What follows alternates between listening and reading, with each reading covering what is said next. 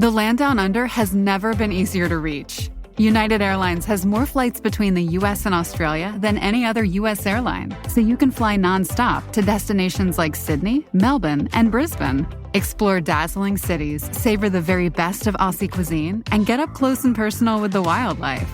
Who doesn't want to hold a koala? Go to united.com/Australia to book your adventure.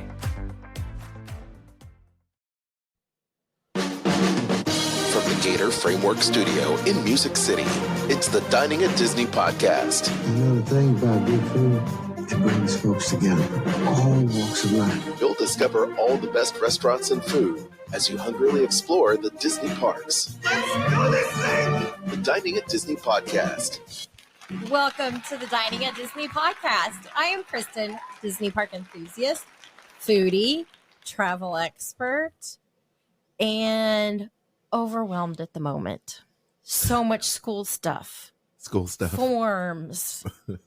More forms. More information. More parent-teacher conferences. Do. And I'm Alton Go also with a lot of stuff to do with the kids because school is in full swing. But also lifelong Disney, Marvel, and Star Wars fan. Love the Disney food as well. And also content creator and musician. Ugh. What was that? I don't know. And I'm Kat, experiential producer, film historian, delighted to have the opportunity. If you haven't already, please make sure to like, subscribe, and click the notification bell. We have some news. We have some foodie guides. More importantly, how are you guys holding up? I know it's very stressful over there with school and everything going on. It's the best time of the year. I was just telling you off before we started recording, Kat, that I had not slept at all this week. Yes. Literally just trying to get everything done. And we have some, trips planned. We're trying to plan stuff with the kids. And Kristen has been literally like the back to school mom mode situation going on. So yeah. Yes, I joined the PTO. I'm going to be a room parent. Yeah. Yeah, good times. How are you doing, Kat?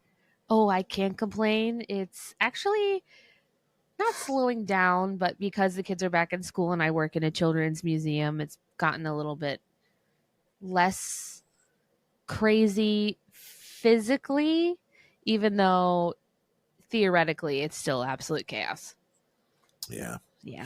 But so things slow down for just a little bit as they get back into school. But here, the tours will be coming back and programs will be coming back. Exactly. And really, we never stop. But, now before when it was like at 11 o'clock in the morning, it was screaming and running around and everyone's there and everyone and their mom is running around.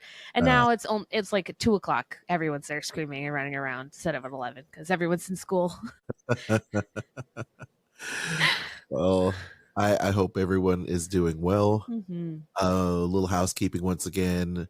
All the episodes of Dining at Disney podcast are on YouTube. So check out Dining at Disney on YouTube. And once again, our new Facebook page, we need to get people to subscribe and like and all that good stuff there at facebook.com/Dining at Disney podcast. The old site is corrupt. The old Facebook page sucks. So you got to get on that new Facebook page. All right. And and Kristen, don't mind Kristen because she's starving. I was going to say it is after 8:30 at night and I still haven't had dinner. So my dinner is consisting of hummus with vegetables. There you go. So that's Okay. That and some wine. There you go. Fixing her mic too. Kat, what are we talking about this week? Well, we've got some menu updates. We've got a foodie guide, and we're going to talk about how everyone can celebrate World Princess Week for another couple of days. Nice. But Nice. You want to just jump in right into this new menu update? Before we do, there is one thing I wanted to discuss because there are some things. If you have been going to the Food and Wine Festival for a long time, pre-pandemic, you notice that there are changes. There are things missing, a lot of things missing. And I'm wondering, are these gone forever, or will we slowly see them come back? What's missing? The mixology seminars, the wine tasting seminars, the food demonstrations are gone. There's no longer all the special events, the special parties. I see. They had the some of these like dinners with different celebrity chefs. Kat Cora would do them. Robert Irvine did some. Cake Boss. So those are all gone. So I'm wondering, are they gone for good, or will we see them come back? I'm hoping they come back. I enjoyed them. I do too. I really like those seminars. Even the other seminars where you learned about cooking and demonstrations and Book ingredients, book signings, all kinds of stuff. And I don't know why that is. Maybe it's a logistical thing. Maybe it's the fact that maybe people may not feel comfortable with the proximity that they are to others sitting in a table, sharing table next to each other. Although beer garden does that all the time, right? Mm-hmm. You go to beer garden, you're sitting at a table of strangers, and that's how you become friends. You can, get in the spirit of the beer garden, but I don't know why. Or maybe they're waiting till the last minute to announce seminars. No, it's already started. Oh yes, that's a hard one. What are your thoughts, Kat? Well, me. I'm gonna put on my production manager cap, and I'm gonna say, from how I know an event works, and from how I know events work here in California, and we do have the seminars in California still during our Food and Wine Festival at California Adventure. If the profit margin of how much those seminars are making is outweighed by the profit margin of what those people could be spending inside the park at booths, they're gonna not host the seminars. Because if it's a one-time fee of like $150 for them to sit in the seminar and get their wine tasting versus letting them loose in the park and watching them spend $15, $20, $30 in each country on food and drink, the profit margin is going to, like, the viability of it, the return on investment is going to indicate that they should not do the seminar. They should just let them go in the park. And not to mention the fact that the production and people power it takes to run those type of events, because you have to have handlers and management and lighting and sound, and not just the talent, but put the talent up in hotels and the expense of that. I can see where it could be prohibitive, especially when you're trying to make a profitable, event. I still want it to come back. I think it's a shame. Course. I mean, of course, because it was one of those events definitely helped build what Food and Wine Festival is today. Everyone is excited to come and learn new things and try new things. And, I'm going to just take Chef Minnie as a current blueprint, but she's got the restaurant at Disney Springs and she's hosting her own.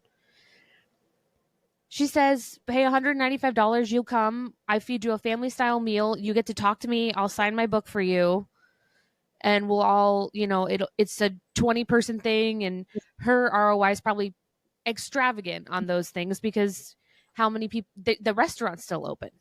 She's still charging people for food and drink while hosting her live event, doubling her profit. Whereas if those people are not in the park, they're sitting in a room or watching a show, they're not out spending money.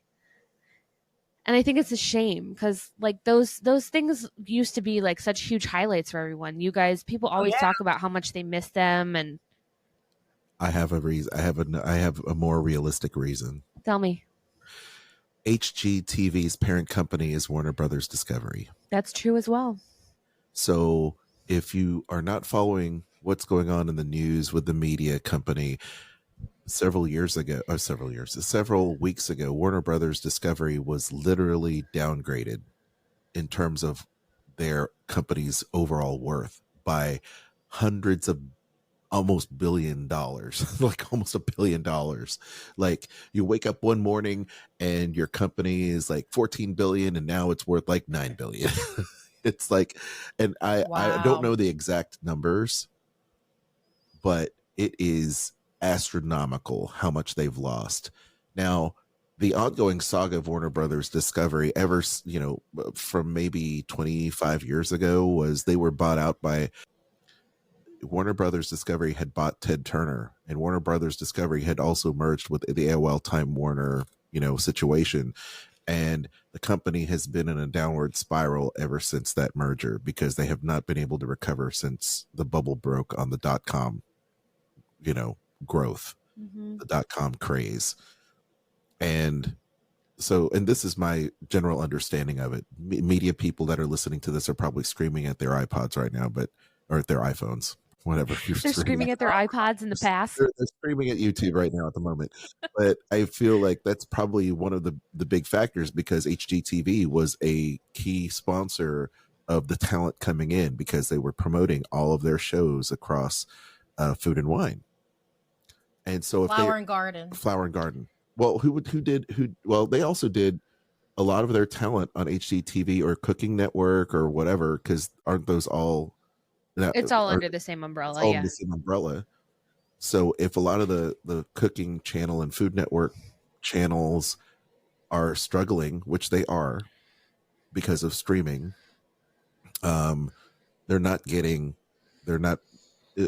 everybody's budget is shrinking. And people are finding other places to find their cooking shows. They're going to YouTube and they're going to other places to find their cooking shows.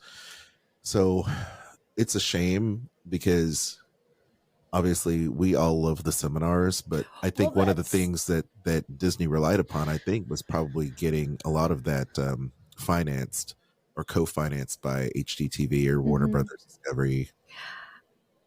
That's one of the things that made me like Food and Wine so much was the seminars that they had and the other experiences that you could buy into and enjoy. Yeah.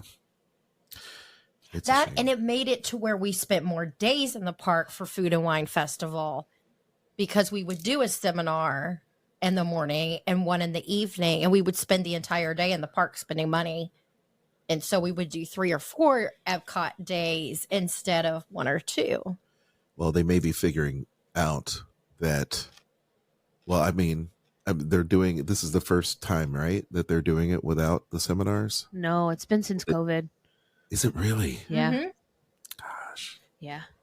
And honestly, if they were really invested in bringing these things back, there's no reason they couldn't do them with company chefs. People who work on property could be hosting these seminars if they really wanted to be doing them. But I think that price tag scares people off. It's not like an after hours party. It's just. Well, the ones we went to, if you went to the ones that were held in Wonders of Life Pavilion, those were $15, $20, I think, by the time it got to be. And I think too, a lot of the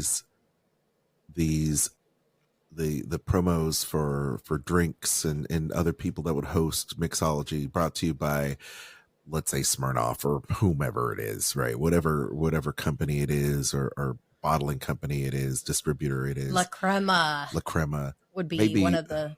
Maybe their purse strings are a lot tighter when it comes to activations and promos because of just the state of the world right now as it is. It's expensive. Trade show attendance, people attending trade shows is down. They're finding that other, and I say it's down. I simply say that there's a lot of budgets being cut because of new ways of doing business and new ways of trying to promote and getting eyeballs on your brand. Even though conventions are back in a big way to a lot of people, I think you're going to find some of these other businesses are just finding new ways to generate buzz and create brand loyalty. So, maybe, I don't know. That's a really good discussion. And I think those are all determining factors as to why they're not doing them right now. If anybody listening actually knows, like, if they may be returning, is there a possibility, or has Disney decided we're done with this? This is part of our past. It's not part of the future of food and wine. I'd love to know. Well, I mean, let's face it too. I mean, Disney's a publicly traded company, and those events literally fuel so much. They're so big profit centers for them that they just want to continually, like, let's do more kiosks and marketplaces and let's do less of this, because every square foot turns so much more, right? So who knows? It's good discussion. I like where this is going. Great job, Kristen. I like that. Thank you. Okay. It's foodie guide time. Oh, yes. You want to kick it off, Kristen? Sure.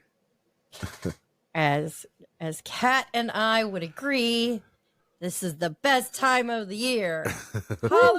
So we have the Disney Springs Halloween foodie guide. This is going to be available September 9th through October 31st at Amaret's Patisserie. They have the Jack Skellington Eclair, cookies and cream mousse eclair. There's the Sally Eclair, pistachio eclair. I want both of those.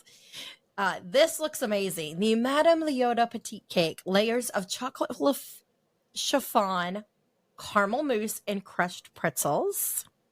There's also the Amaret's Wilted Rose. It's a chocolate biscuit with dark chocolate mousse and raspberry sauce. Both that is new, as well as the Madame Leota Petite Cake.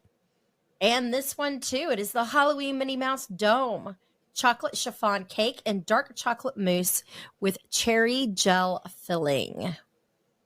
They all sound delicious. That rose is so beautiful. That and like the Madame Leota one are almost too pretty to eat. Mm-hmm.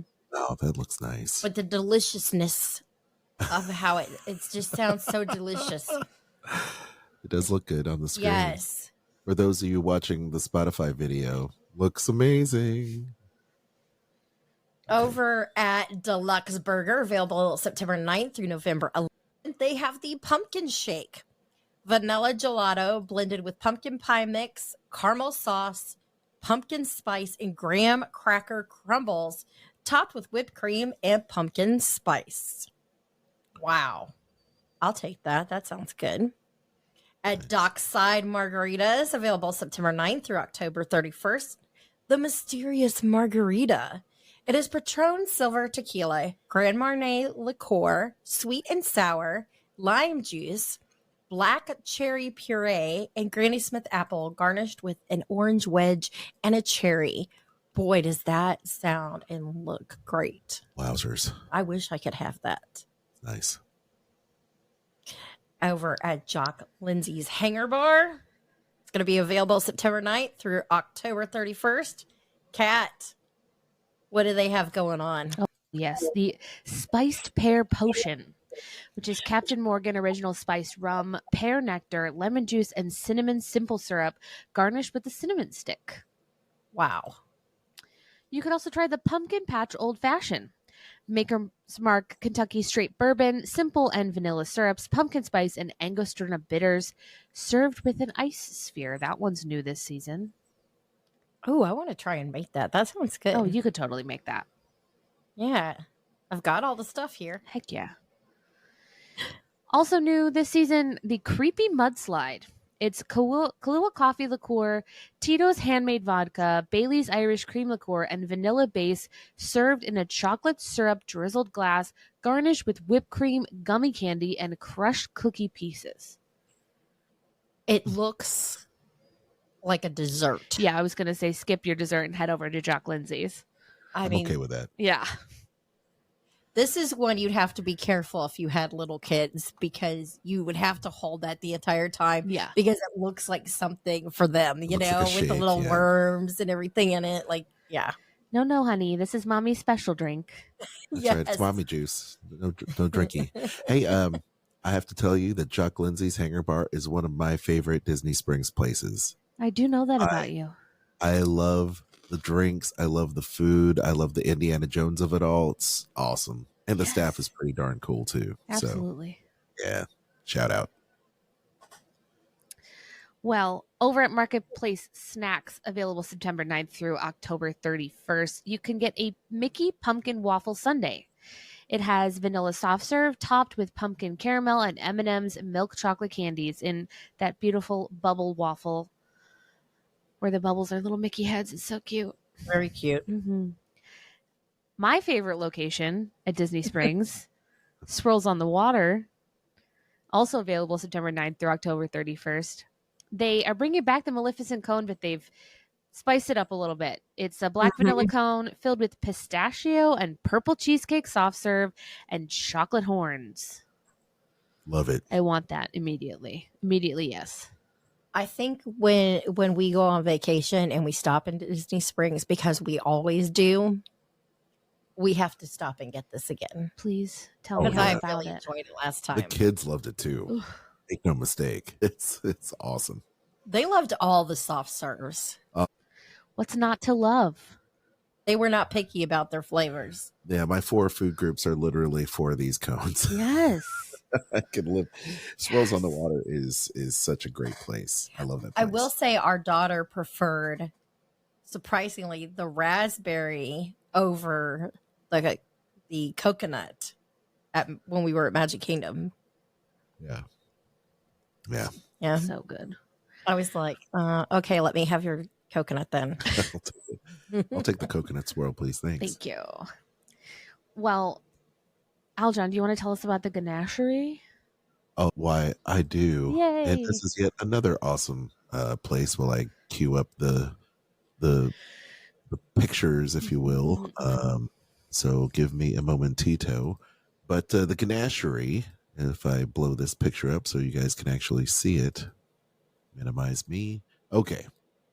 So ganachery's got the pecan ganache square, which is toasted caramel pecans blended with milk chocolate. That's brand new. Also, they have the pumpkin chai ganache square, which has got pumpkin and chai spices blended with white chocolate and covered in 65% dark chocolate, available from the 9th through the 30th of November. They've got the Oogie Boogie chocolate toffee bites dark chocolate, which is dark chocolate, ruby chocolate, and house-made pumpkin spice toffee with crispy pearls. They've got a pumpkin Mickey Mouse chocolate piñata. I love those things. Mm-hmm. Break them open, and all the yumminess falls out. It's a chocolate shell, of course, with pumpkin spiced marshmallows. Yes. Ooh. So a lot of new stuff there. This stuff is coming back for this year. They've got a Haunted Mansion portrait bar, which we've bought before. 4 chocolate ganache bars with flavors of raspberry, salted caramel, chipotle, and passion fruit. And then they also have the Hitchhiking Ghost chocolate chiller, which is coming back for another year. The chilling blend of 3 chocolates, malted milk, and cream. And then the mini Trick or Treat chocolate pop, which is caramel ganache pop covered in 65% dark chocolate. And Jack Skellington's cinnamon ganache square with Sri Lankan cinnamon with chocolate. And that looks wonderful. I'll take all those squares, please. Thank you. They all sound so good. Yeah. And might as well just wrap this up here and let everybody see these wonderful beverages. Let's see here. I just lost. There it is. There it is. Just trying to get this. I've got too many windows open and I can't see the mouse. There you go. Sounds like my brain. But once again, awesomeness here. Get those pictures going. Westside Landing Outdoor Foods has got an Erie Apple Margarita, which is Luna Azul, Resposado Tequila, Cointreau Liqueur, did I say that right? Cointreau Liqueur, the Kuiper pucker sour apple liqueur, sweet and sour, lime juice, and Granny Smith apple syrup garnished with a lime wedge. At Viva El Gelato, they have the jack-o'-lantern float with vanilla gelato, Fanta orange, and whipped cream. That's non-alcoholic, so you can get the kids this. And they also have the Monster Shake, which is mint chocolate chip gelato, chocolate sauce, whipped cream, and chocolate chips. I want that. That Also looks good. non-alcoholic. And the last one in this trio of non-alcoholics beverages, you've got the Vampire Float, which is vanilla gelato, Sprite, strawberry sauce, and whipped cream. Now they're showing these in these cups with the character, like these character kind of faces. Vampire, got a pumpkin face, and Frankenstein monster. Yeah. But I'm wondering, like, is that how they're going to be served? If so, that's cool. Yeah. I think That's kids how will they've really been served in the like that. past. Okay, cool. I think kids will really like that.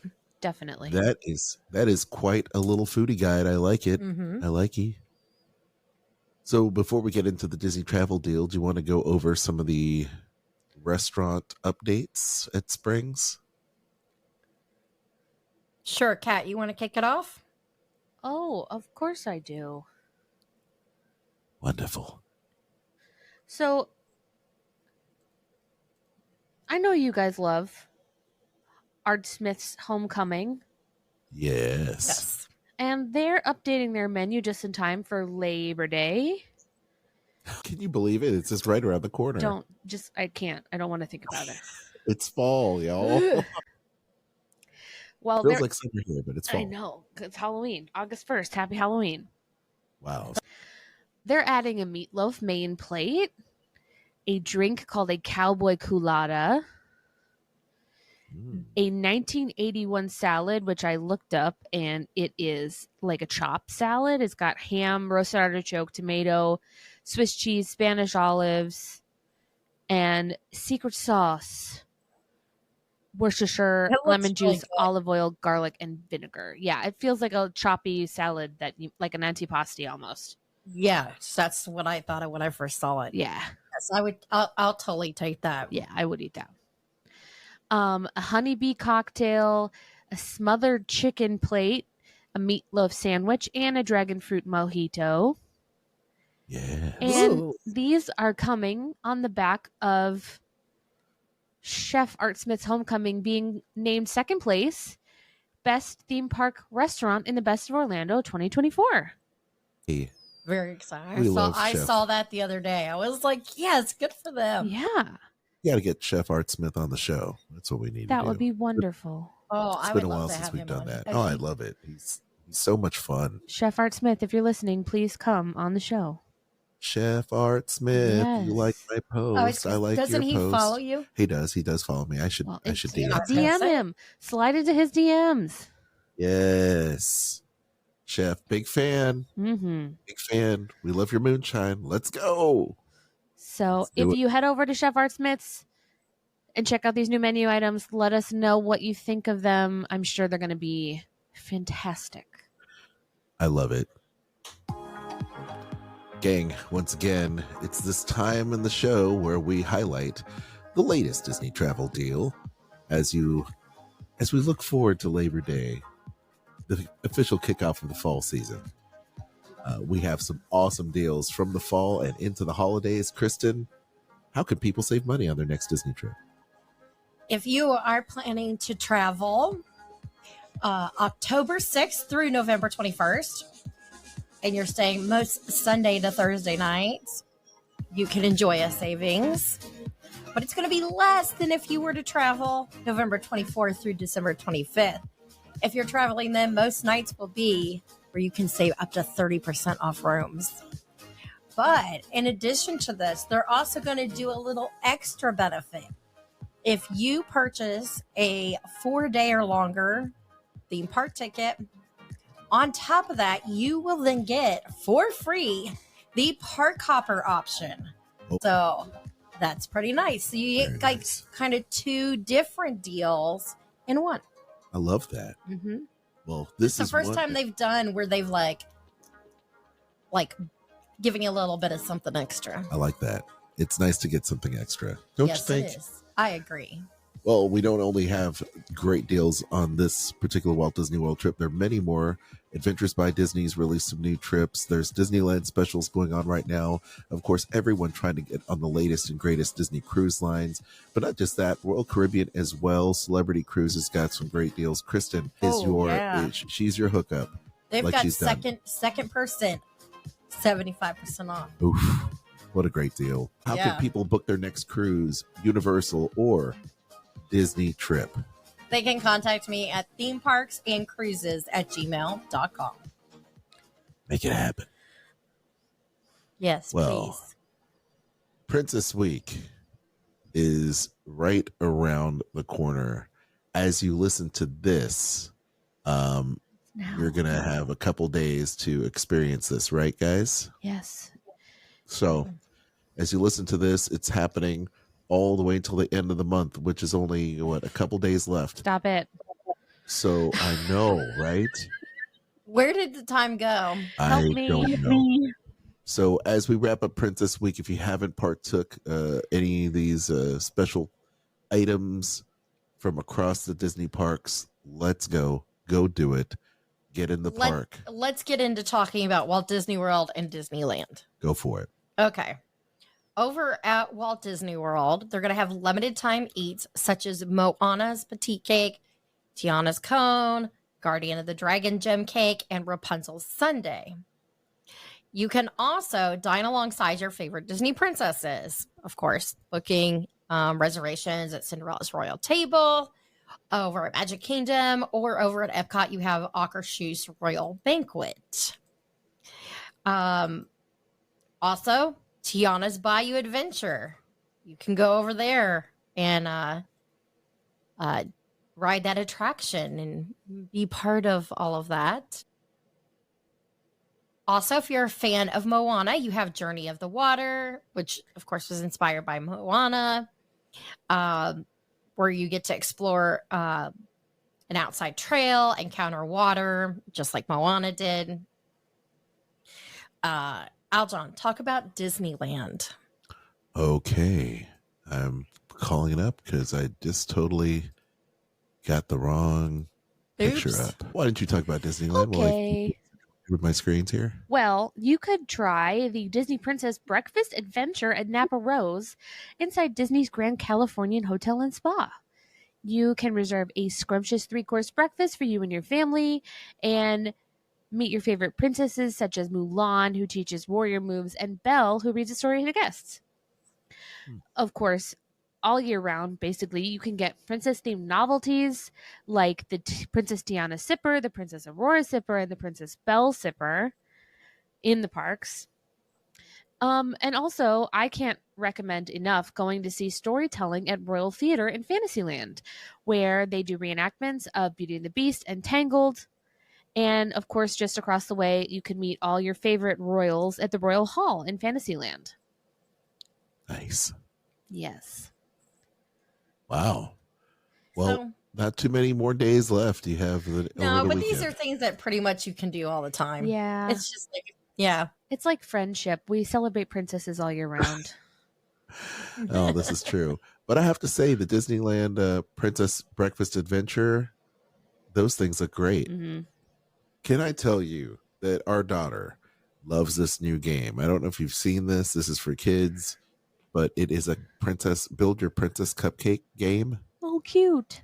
And you get to take turns making sure that you can build the cupcake from the wrapper to the actual cake, the frosting, and the topper, which happens to be Disney princess or a Disney villain. If you build the Disney villain, then you get to lose all of your parts. It's over. Game over. But even I have a good time playing with our kids because the game pieces are just they look so cute, much like those little cupcakes and whoopie pies and stuff that you saw there for the Disneyland Resort. It just looks so cute, and our son likes to play. So that's what a game we play together. They also have a Mickey version. Oh, okay, cool. Cute.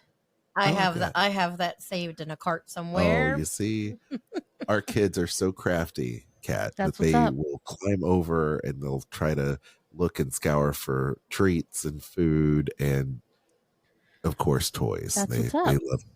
That's what's up. They are They are literally more curiouser and curiouser than the Cheshire Cat. Ugh. So anyway, Love them. hey, They get themselves into more trouble than Alice. they certainly do. You know what? don't That's gonna be my new statement about my children. they? Okay, I was gonna press this. It's like, yeah, let me press this because guess what? We're wrapping the show up, gang. Thank you guys so much for listening. We hope you've enjoyed today's show. If you haven't already, make sure you like, subscribe, hit the notification bell, share, and give us those 5-star reviews. Or as I should say, continue giving us those 5-star reviews. Ooh. All these things help those algorithms. And by doing that, it helps our show. And we appreciate that so much. John, tell everyone where they can find us. Well, you can find us on all the social media sites that are worth checking out. We're there. Don't be square. Check us out. Follow us. And also, you can join our official Facebook group, Dining at Disney. So just look for the Facebook group for Dining at Disney. Don't forget to, once again, check out diningatdisney.com, Dining at Disney podcast on Facebook. And like that, once again, also on YouTube. Check out our friends, our great friends at the Disney Dorks. That community is thriving. They're posting all the time. Talk with fellow Disney fans there. Of course, we're also a member of the Sorcerer Radio Podcast Network. Check out Sorcerer Radio at srsounds.com. They have the #1 fan-run station, 20 plus years and going. They have a wonderful app so you can stream Disney music from the parks. It is wonderful. Check it out at srsounds.com. It's a labor of love where DJs from around the country and sometimes around the world talk about their love for the Disney parks. You can also find me on Instagram, AlJohnGo, and you can also check out the other podcasts that I host with former Disney creative director and world-renowned author Dave Possard. It's called Skull Rock Podcast, a show about pop culture and, of course, the Disney parks. We talk about the Disney Renaissance. Specifically, we're going to have a lot of great artists. We've already had several hundred shows in the can.